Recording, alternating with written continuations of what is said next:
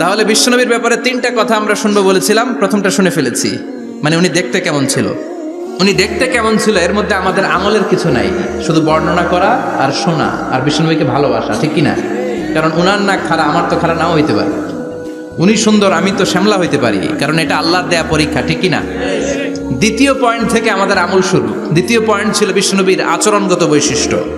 আমার নবীর বিহেভিয়ার কেমন ছিল, কন্ডাক্ট সিস্টেম কেমন ছিল, ম্যানার কেমন ছিল, মানুষের সাথে কমিউনিকেশনটা কেমন ছিল, ব্যবহারিক জীবনটা কেমন ছিল, এগুলো আমল করার দরকার আছে না নাই? কষ্ট হচ্ছে? কষ্ট হচ্ছে? মনোযোগ আছে তো? মনোযোগ আছে না গেছে? আমরা এবার শুনবো বিশ্বনবীর আচরণ কেমন ছিল। বিশ্বনবী যখন রাস্তা দিয়ে হাঁটতেন, ইয়ামশি হাউনান, বিনয়ের সাথে হাঁটতেন। ইয়ামশি হাউনান, রহমানের বান্দারাও বিনয়ের সাথে রাস্তা দিয়ে হাঁটে, ঠিক কিনা?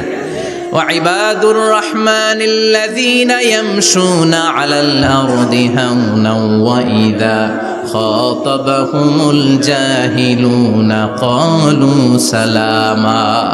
রহমানের বান্দারা যখন রাস্তা দিয়ে হাঁটে, বিনয়ের সাথে হাঁটে, তারা অহংকার প্রদর্শন করে না, মানুষের সাথে বিনয়ের সাথে রাস্তা দিয়ে হাঁটে।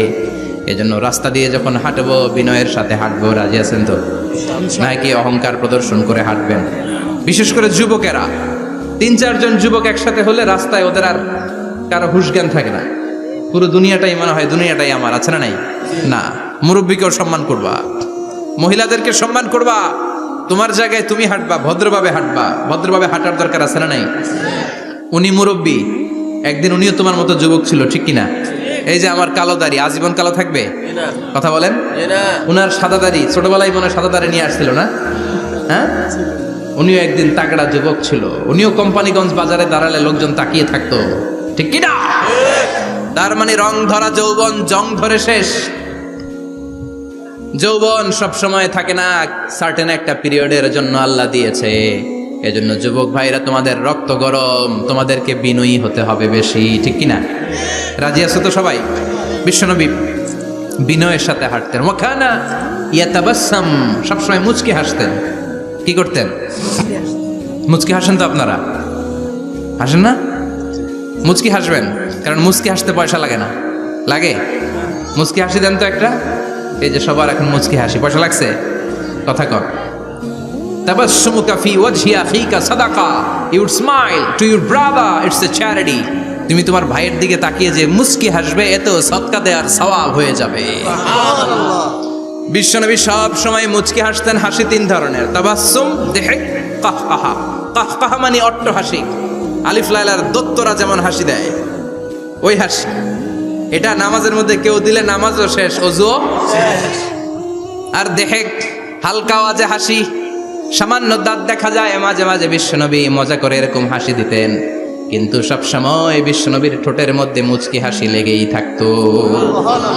তাহলে আমরা বিনয়ের সাথে হাঁটবো, নাম্বার 1। নাম্বার 2, সবসময় মুচকি হাসবো। রাজি আছেন? ঘরে যেই স্ত্রীকে একটা মুচকি হাসি দিবেন, আজকে রাতেই দিবেন, যেই একটা মুচকি হাসি। রাজি আছেন? হ্যাঁ, ভালোবাসা বাড়াই দিবে কে? কথা কয় না। ভালোবাসার কথা আসলে আওয়াজ কমে যায়। ভালোবাসার কথাও কোরআনে আছে না নাই? আল্লাহু আকবার। আল্লাহ দাম্পত্য জীবনের ভালোবাসা তুমি বাড়িয়ে দাও, আমিন। ইযাল তাফাতা ইলতাফাতা জামিআন, ইযাল তাফাতা ইলতাফাতা জামিআন। বিশ্বনবীর যদি ডানে বায়ে কোথাও তাকানোর দরকার হতো, উনি আর চোখে তাকাতেন না। অনেকে এইভাবে বসে আছে, ডানে এমনে তাকায়, এমনে আছে না নাই? এইভাবে এমনে তাকায়, আছে না নাই? এভাবে তাকানো যাবে না। বিশ্বনবী ডানে তাকানোর দরকার হলে ইলতাফাতা জামিআন, অ্যাবাউট টার্ন, ঘুরে যেতেন, ঘুরে এইভাবে তাকাতেন। আবার বায়ে তাকানোর দরকার হলে বুকটা নিয়ে, শরীরটা নিয়ে ঘুরে যেতেন, এইভাবে তাকাতেন। সুবহানাল্লাহ পড়বেন না? আর চোখে তাকানো কি ভালো স্বভাব? বিশ্বনবী ইদাল তাফাতা ইলতাফাতা জামিআন, যেদিকে তাকাবেন ওদিকে ফুললি মনোনিবেশ করতেন, তারপরে তাকাতেন। সুবহানাল্লাহ পড়েন। ওয়া কানা মুস্তাহিয়ান, লাজুক ছিলেন, বেশ লাজুক। এখন সমাজে লাজুকতা নাই, লাজ শরম আমরা হারাতে বসেছি, ঠিক কিনা? বিশ্বনবী আসাদ্দু হায়াআন মিনাল আদরা ফি খিদ্রিহা, যেই মেয়েদের বিয়ে হয় নাই, এমন ভার্জিন নারী, কুমারী নারী যারা পর্দার ভেতরে অনেক লাজুক হয়ে বসে থাকে, বিশ্বনবী পর্দার আড়ালের ওই কুমারী নারীদের চাইতেও বেশি লাজুক ছিলেন। এত লাজুক ছিলেন। এত লাজুক ছিলেন, লজ্জা পেলে চেহারাটা বিশ্বনবীর লাল হয়ে যেত। ছোট্টবেলায় হালিমাতুস সাদিয়ার বাড়িতে যখন দুধ খেতে গিয়েছিলেন, বিশ্বনবীর দুধমা হালিমাতুস সাদিয়া বলে, এই কুরাইশি মোহাম্মদ ছেলেটাকে কখনো কাঁদতে দেখি নাই।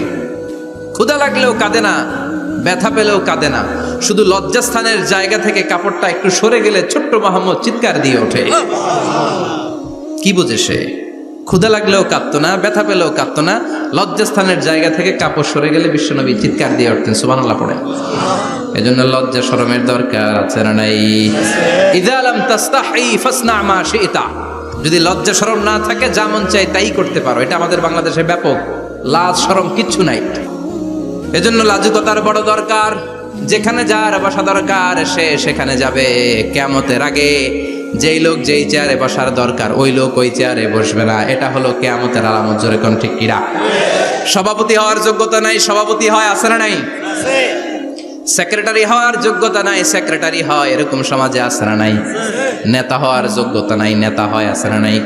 সবগুলো কিয়ামতের আলামত। আমার বিশ্বনবী এমন লাজুক ছিলেন, বিশ্বনবীর মতো এমন লাজুক নবী আর কেউ ছিল নাকি? কথা বলেন। ওয়াকানা আসহাবুল মাইমানা, বিষ্ণুবী ডানপন্থী ছিলেন। কি পন্থী? কি পন্থী? মুষ্টিবদ্ধ ডান হাতটাকে এরকম উপরের দিকে করেন আর চিৎকার করে বলেন, বিশ্বনবী কোন পন্থী ছিল? আমরা কোন পন্থী? জান্নাতে কারা ঢুকবে? কোন বামপন্থীর স্থান জান্নাতের ভেতরে হবে? চিৎকার করে বলেন, কোন নাস্তিক জান্নাতে ঢুকতে পারবে? এজন্য নবীদের মতো ডানপন্থী হতে হবে। জোরে কোন ঠিক কিনা? বিশ্বনবী সব ভালো কাজগুলো ডান দিক দিয়ে করতে পছন্দ করতেন। জামা পরলে ডান দিক দিয়ে, খাবার বিতরণ করলে ডান দিক দিয়ে, মুসাফা করা শুরু করলে ডান দিক দিয়ে, ডান দিক দিয়ে ভালো কাজ বিশ্বনবী পছন্দ করতেন। সুবহানাল্লাহ পড়েন। আসহাবুল মাইমানা, বিশ্বনবী মেহমানদারি করতে পছন্দ করতেন। আমরা করি তো? মেহমানদারি করান? মেহমান ঘরে আসলে ভালো লাগে? খারাপ লাগে কার কার দেখি? সবার ভালো লাগে, কিন্তু আমরা অনেকে খুশি হই না। মেহমান আসলে নাখোশ হই, নিজে খাইতে পাই না। মেহমান আইছে কে? খাওয়ামো করতে, খাওয়ান নাই, যেন ও খাওয়ান বানাইছে। খাওয়ান পাঠায় কে? আল্লাহ। রিজিক দেয় কে? আল্লাহ। গোটা বিশ্বের সবাই মিলে আমরা একটা চাল বানাতে পারবো নাকি? ও মিয়া চাইনিজ চাউল না, চাইনিজ ডিম না, ওগুলা সবাই পারে, ঠিক কিনা? আল্লাহর বানানো ন্যাচারাল চাল, গাছের মধ্যে হওয়া যেই চাল, ধান আল্লাহ তৈরি করেছে, এরকম ধান, এরকম একটা পেয়ারা, এরকম ছোট্ট একটা কমলার টুকরা গোটা বিশ্বের সবাই মিলে বানাতে পারে নাকি? এজন্য রিজিকের মালিক কে? মেহমান আপনার রিজিকে ভাগ বসাতে আসে না, সে তো তার রিজিক নিয়ে আসে। সে আরো এসে আপনার রিজিকে বরকত ঢুকিয়ে দিয়ে যায়। চিল্লা এখন ঠিক কিনা? কারণ আমরা বরকতে বিশ্বাসী। বরকত বিশ্বাস করেন? 5 লাখ টাকা মাসে কামায়, ডাইন হাতে বা হাতে, আছে না নাই? হালাল হারাম ইচ্ছা মতো কামায়, মাস শেষে কিচ্ছু থাকে না, এরকম ডাকাইত আছে না নাই? হসপিটালের একটা বিল পরিশোধ করতে 3 লাখ চলে যায়, ঋণের বোঝায় জর্জরিত, রাতে ঘুম নাই, তার মানে বরকত নাই। আরেকজনের বেতন 20,000, কয় হাজার? বাড়ি ভাড়া 6,000, বাজার খরচ 6,000, ছেলে মেয়ের স্কুলের বেতন 6,000, বেড়ায় দান করে আরো 1,000, আরো থাকে। সুবহানাল্লাহ পড়েন। দিস ইজ কল্ড বারাকা। 20,000-এর বেতনের ভিতরে বারাকা ছিল। 5 লক্ষ ইনকাম, 1 টাকাও নাই, ঠিক কিনা? এজন্য কোটি টাকার মালিক দেখলে মনে করবেন না অনেক সুখ। এই দুনিয়ার জীবনটা ধোঁকা, মোহাচ্ছন্ন হয়ে আছি আমরা। এটা ধোঁকা, এটা মরিচিকা, এটা চাকচিক্যময় একটা জায়গা। মৃত্যুর পর মনে হবে একটা দুঃস্বপ্ন ঘটেছিল আমার, বিশাল এক জগৎ পড়ে আছে সামনে। দুনিয়াটাই ধোঁকা, দুনিয়াটাই মোহের জায়গা। আমরা সবাই মোহাচ্ছন্ন হয়ে আছি। দুনিয়ার উদাহরণ হলো 3টা লাশ আর 4টা স্বর্ণের টুকরার সমান। 3 জন যুবক কাজের জন্য বেরিয়েছে, পথিমধ্যে 4টা স্বর্ণের টুকরা পেয়েছে। যুবক কয়টা? স্বর্ণ পাইছে কয়টা? মহা খুশি, খুশিতে বাকবাকুম। 4টা স্বর্ণের বড় বড় টুকরা পাইছে। আমরা আজীবন খেলে বসে খেয়ে যেতে পারবো, কিচ্ছু লাগবে না আমাদের। 3 বন্ধু বলে ভাগ করি, আরেকজন বলে ক্ষুধা লাগছে। একজন যা বাজার থেকে রুটি কিনে নিয়ে আয়, খাওয়ার পরে ভাগ করবো। একজন রুটি কিনতে গেল, শয়তান 2টারে বুঝায়, ওইটারে মারতে পারলে ভাগ বটোয়ারা সহজ হবে। তোরা 2 জন স্বর্ণ 4টা, তুই নিবি 2টা, ও নেবে 2টা। হিসাব সহজ না? 2 বন্ধু প্ল্যান করছে, ওইটারে মাইরা তুই 2টা, আমি 2টা। যেটা রুটি আনতে গেছে প্ল্যান করেছে রুটির মধ্যে বিষ মিশায় নেই, কি মিশাবো? বিষ। তাহলে বিষ খাওয়া রুটি খেয়ে ওই দুইটা সে সব পাবে, আমি পাবো। ভাগাভাগির কিছু নাই, সব যাবে আমার কাছে। 4টা স্বর্ণের টুকরার মালিক আমি। রুটির মধ্যে বিষ মেখে নিয়ে এসেছে। ওই দুই বন্ধু প্ল্যান অনুযায়ী ওইটারে ধরে মেরে ফেলছে। এবার মহা খুশি। এক বন্ধু কয়, এবার তো ভাগ বটর আর কিছু নাই, তুই দুইটা আমি দুইটা আগে খাইয়া লইস। আগে খাওয়ার পরে এই দুইটাও নাই। 3টা লাশ, 4টা স্বর্ণের টুকরা। এটাই তো দুনিয়ার জীবন, ঠিক কিনা?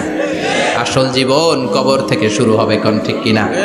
একদিন মাটির ভেতরে হবে ঘরে মন আমার, কেন বাঁধো দালান ঘরে মন আমার, কেন বাঁধো দালান ঘর, ঠিক কিনা? দুনিয়ার জীবন আসল জীবন না, এটা মরিচিকা, এটা ধোঁকা, এটা মোহ, এটা শয়তানের চাকচিক্য। আসল জীবন কবরের জীবন। আসল জীবন সামনে পড়ে আছে, জন্য বরকতে বিশ্বাস করি আমরা, ঠিক কিনা? ল্যান্ড ক্রুজার দাপিয়ে বেড়ায়, বড় বড় টাওয়ারের মালিক, অনেক সম্পদের মালিক। এটা দেখেই মনে করবেন না অনেক সুখে আছে, ঘরে যেয়ে দেখেন কোনো সুখ নাই, ঠিক কিনা? সাধারণত টাকা যার বেশি দুঃখ তার বেশি, টাকা যার কম সুখ তার বেশি। সুবহানাল্লাহ পড়েন। আল কানাআতু মিনাল ইসলাম। এজন্য আমার শ্রমিক ভাইয়েরা, আপনাদের এক পা জান্নাতে এমনি ঢুকে আছে। নামাজ পড়বেন, মা বাবার খেদমত করবেন, ইসলামের নিয়মগুলো মানবেন, দ্বিতীয় পাটাও জান্নাতে ঢুকায় দিবে কে? আল্লাহ। আর যারা কোটি কোটি টাকার পাহাড় বানিয়েছে, ওদের হিসাবের ফিরিস্তি অনেক বড়। বিশাল বাড়ির মালিক, ল্যান্ড ক্রুজার চালায়, সাবরোলেট চালায়, পোরশে, ফারারে, ল্যাম্বরগিনি চালায়, আছে না নাই?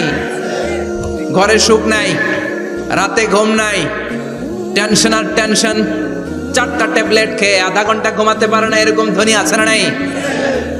সব ধনীরা আবার এক পাল্লায় মাইপেন না। মাথার ঘাম পায়ে ফেলে যেই ধনী ব্যবসায়ীরা বড় লোক হয়েছে, ওদের ঘরে ঠিকই শান্তি আছে। তার মানে টাকা যার বেশি, ওষুধ তার বেশি, কিচ্ছু খেতে পারে না। দেখবেন ধনীদের খাবারের ডায়েটে থাকে ভেজিটেবলস আইটেম, ঠিক কিনা? এমনি হজম হয় না, আবার ডাক্তারের কাছে গেলে বলে কিচ্ছু খাবেন না, খালি ঘাস খাবেন। কি খাবেন? মানে ভেজিটেবল খাবেন, সবজি খাবেন তো সুস্থ থাকবেন, আছে না নাই? ঘুম নাই, শান্তি নাই। এই যে কোম্পানিগঞ্জ বাজারের যারা কুলি মজুর শ্রমিক, এদের ঘুমে ঝামেলা আছে?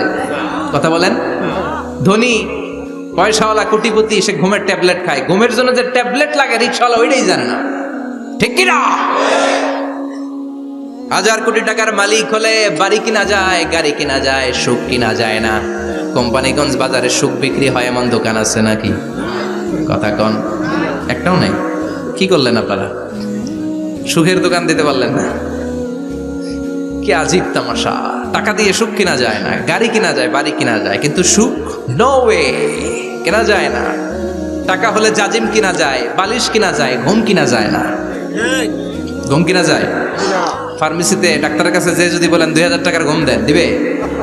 ডাক্তার কি বলবে? দূর মিয়া, আমারই ঘুম আসে না, তোমারে আমি ঘুম বিক্রি করব। আচ্ছা না নাই? শ্রমিক ভাই, রিক্সাওয়ালাদের ঘুমের ঝামেলা নাই। যেখানে রাই তো ওইখানেই, যেখানে রাই তো ওইখানেই কাই। ওর মাথা লাগতে দেরি বিছানায়, নাক ডাকতে দেরি হয়, ওর নাকের ডাকের আওয়াজে ট্রাকের ইঞ্জিনও ফেল, ঠিক কিনা? এজন্য আমরা বরকতে বিশ্বাসী। অল্প খাবো, অল্প পড়বো, অল্প জামাবো, অল্পের ভেতরে বরকত দিয়েছে কে?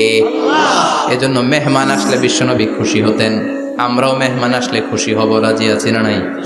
সবাই রাজি? মেহমানদারি করাবেন তো? এরপরে বিশ্বনবী ইনসাফ করতেন। কি করতেন? ইনসাফ করতেন। বিচার করার সময় বিশ্বনবী ইনসাফ করতেন। গোটা বিশ্বকে ইনসাফ শিখিয়েছেন বিশ্বনবী। আমাদের দেশেও তো ইনসাফ হয় না? হাইকোর্টে, সুপ্রিম কোর্টে, গ্রাম্য সালিশে আছে? আছে? আহকামুল হাকিমিনের দরবারে সবগুলো বিচার আবার বসবে। চিল্লায় বলেন ঠিক কিনা? মিয়া, দুনিয়াতে বিচারপতি বিচারের রায় দেয়, ওই বিচারপতিরও বিচার আছে না নাই? সবচেয়ে বড় বিচারপতির নাম কি? বিশ্বনবী ইনসাফ করে গোটা বিশ্বকে দেখিয়ে গেলেন কেমন করে বিচার করতে হয়। বিশ্বনবীর কাছে কখনো বিচার আসলে বিশ্বনবী দুই পক্ষের কথা শুনে রায় দিতেন। পড়েন সুবহানাল্লাহ। সব সময় দুই পক্ষের কথা শুনে রায়। এখন কি দুই পক্ষকে সমান প্রিভিলেজ দেয়া হয়? কথা বলেন। কারণ কোরআন দিয়ে বিচার হয় না। কোরআন দিয়ে বিচার হোক আমরা চাই কি চাই না? আমার সংসদ ভবনের ভেতরে কোরআনের আইন দিয়ে সংসদ ভবন কায়েম হোক আমরা চাই কি চাই না? সেনাবাহিনীর ভেতরে দরবার হলগুলোতে যখন আলোচনা বসে কোরআন মাঝখানে থাকবে, চিল্লায় বলেন ঠিক কিনা? দেশের সবগুলো ক্যান্টনমেন্টে রাখতে রাজি আছি আমরা, দেহের তাজা রক্ত বিলিয়ে দিতে রাজি আছি, জোরে বলেন ঠিক কিনা? কোরআনের জন্য কে কে ময়দানে থাকতে রাজি আছেন হাত উঁচু করে আল্লাহর দেখা। আমরা যেন দেখে যেতে পারি যে এই দেশে কালেমার পতাকা পতপত করে উড়েছে। আমরা যারা ইসলামের পক্ষে, এটাই আমাদের অপরাধ। আমরা ইসলামকে একটা বিজয়ী শক্তি হিসেবে দেখতে চাই। আমরা ইসলামকে পার্লামেন্টের ভেতরে দেখতে চাই। আমরা কালিমার পতাকা পতপত করে উঠছে এটা দেখে যেতে মরতে চাই, চিল্লায় বলেন ঠিক কিনা? বিশ্বনবী ইনসাফ শিখালেন। বিচার আসলে দুই পক্ষের কথা শুনতেন। বিশ্বনবীর স্ত্রী সাওদা এসে বলে, নবী আমি আপনার কুমারী বউ আয়েশার ঘরে তরকারি নিয়ে গিয়েছিলাম, ঝোল নিয়ে গিয়েছিলাম, কোন বর্ণনায় পায়েস নিয়ে গিয়েছিলাম। তরকারি দেওয়ার পরে আপনার স্ত্রী রেগে বলে, তরকারি দিলা কেন? আমি কি তরকারি রাঁধতে পারি না? আনলা কেন? রাগের চোটে তরকারির ঝোল নিয়ে পায়েস নিয়ে আমার গালের মধ্যে মাখিয়ে দিয়েছে আপনার বউ। আপনি তো শ্রেষ্ঠ বিচারক, ও নবী বিচার করে দেন। দুই বউয়ের মধ্যে ঝগড়া আছে না নাই? বিশ্বনবী সাউদার কথা শুনলেন, মা আয়েশাকে ডেকে পাঠালেন। মা আয়েশারে বললেন, ও আয়েশা আসলে এমনটা করেছো নাকি? মা আয়েশা বলে, নবী তখন আমার মেজাজটা বড্ড গরম ছিল, রাগের মাথায় ঝোল নিয়ে আমি সাউদার মুখে লাগিয়ে দিয়েছি, আসলে কাজটা ঠিক হয় নাই, আমারে ক্ষমা করেন। বিশ্বনবী দুইজনের কথা শুনে ঠান্ডা হয়ে বসলেন। সুবহানাল্লাহ। একজনের কথা শুনে রায় দেয় নাই, ঠিক কিনা? দুইজনের কথা শুনে বিশ্বনবী বললেন, আমার আদালতের রায় হচ্ছে কিসাস, টিট ফর ট্যাট। যেমন করেছো তেমন, ঘুষি মারলে ঘুষি, গুতা মারলে গুতা, ঠেলা মারলে ঠেলা, আছে না নাই? সাউদাকে যেমনি তুমি পায়েস মাখিয়ে দিয়েছ, সাউদাও পায়েসের বাটি থেকে কিছু পায়েস নিয়ে আয়েশার গালে মাখো। সুবহানাল্লাহ পড়েন। সাউদাও বিশ্বনবীর রায় অনুযায়ী বাটি থেকে পায়েসের ঝোল নিয়ে মা আয়েশার গালের মধ্যে মেখে দিলেন। মা আয়েশা কি আর করবেন, হেসে দিলেন। সাইয়েদাতুনা সাউদাও হাসলেন, বিশ্বনবীও হাসলেন। আরশের উপর থেকে খুশি হয়ে গেল কে? এজন্য কোরআন দিয়ে যদি, কোরআনের নিয়ম দিয়ে যদি, বিশ্বনবীর শেখানো পন্থায় যদি বিচার হয়, ওই বিচারের মধ্যে ইনসাফ থাকবে, জুলুম থাকবে না। ওই বিচারের মধ্যে কোনো স্কাইপি কেলেঙ্কারি হবে না।